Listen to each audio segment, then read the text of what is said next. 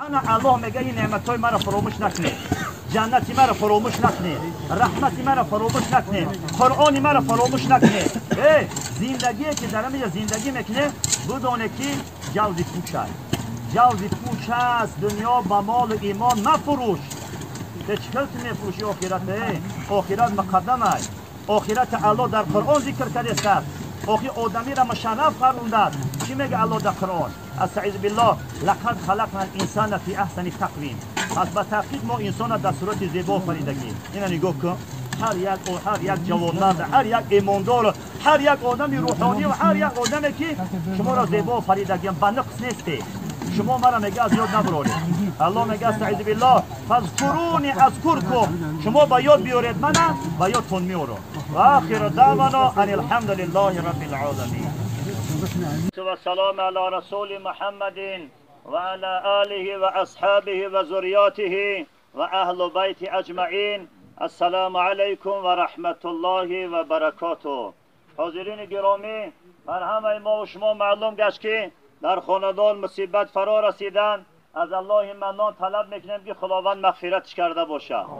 و از نام شما و از یک مهمانی که به اینجا قدم رنجه کردن، از نام خلم بر صاحبان خاندان عرض تسلیت میگیم که خداوند صبر جمیل شان نصیب گردانده باشه. الله منان در قرآن عظیم شانش میفرمایند استعیذ بالله کل نفس ذائقة الموت ثم الینا ترجعون. تمام زیروی عالم چشنده مرگ است، بازگشت همه به سوی الله جبار بوده است. این دنیا اندک وقتی در مهلت ما فرا میرسه و این دنیا سفر میکنیم. زیرا الله در قرآن میفرماید استعیذ بالله کل من علیها فان. هر آنچه در دنیا بوده است فنا میشده بوده است. از آنجا برای مادر مرحومه این فرزند چون در مسافرت های امروز نتونستن که این در جنازه مادرشون اشتراک کنند.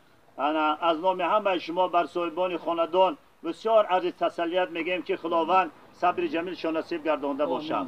رسول اکرم صلی الله علیه و سلم میفرمایند استعیدوا للموت قبل نزول الموت. تیاری بینه برای مرگ حالا مرگ ریبان شما را نگرفته است. چنان مرگ وحشت است، سخت است که وقتی که فرا میرسه، وقتی که نزدیک میشوه، دیگه یگان نمود جریان آدمی یگان کار کردن نمیتونسته بوده است. این عزراییل قابض روح بین چند مدت بیماری میکشیدن مادر، امروز به سبب این بیماری سفر آخرت چون الله آسان کردند. رسول اکرم صلی الله علیه و سلم میفرمایند من مات مریضا مات شهیدا.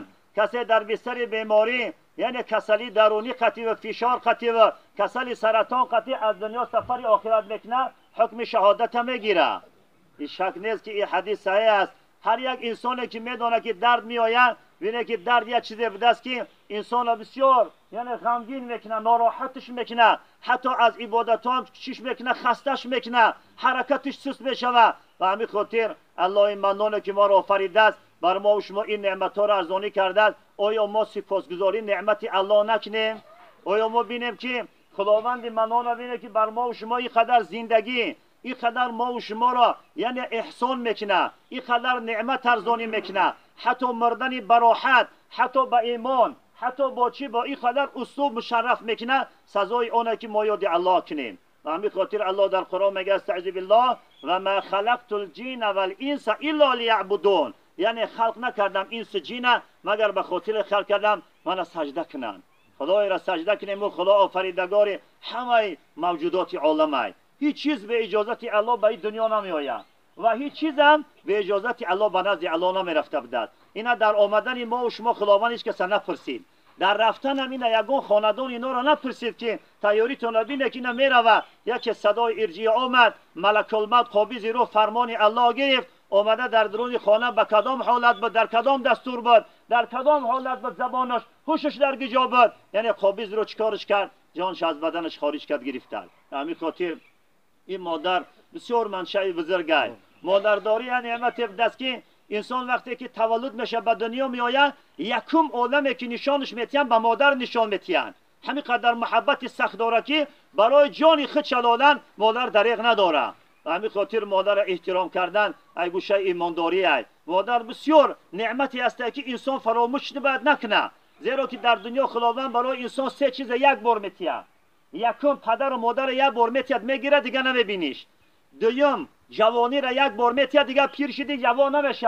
سوم حسن، این از زیبایی که برای ما و شما داده است. شکل ما را دیوانه نآفریده است، ما را جاهل نآفریده است، گبران نآفریده است، کافر نآفریده است. این نعمتی است که خدا بر ما ارزانی کرده است که سپاسگزاری او ذات کنیم که او ذات به حد ابرقدرت است. باید ما روزه‌دارا چنان باید دیگر محبت داشته باشیم، چنان باید دیگر احترام داشته باشیم، چنان باید دیگر رحم کنیم که خداوند منان بینه بگه که این بنده‌های من آفریدم، اینا را من بیهوده نآفریدم. و در آخر دعا میکنیم خداوند رحمت مغفرتش کنه، جاش جنت کنه. خداوند توی تنها معبودم، انا الحق کن معبود و نبودم.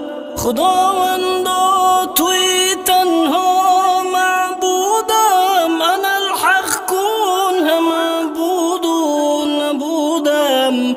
چو شمسی در دلم گر خود نتابی، چی زود از ذکر و تقوا و سجودم.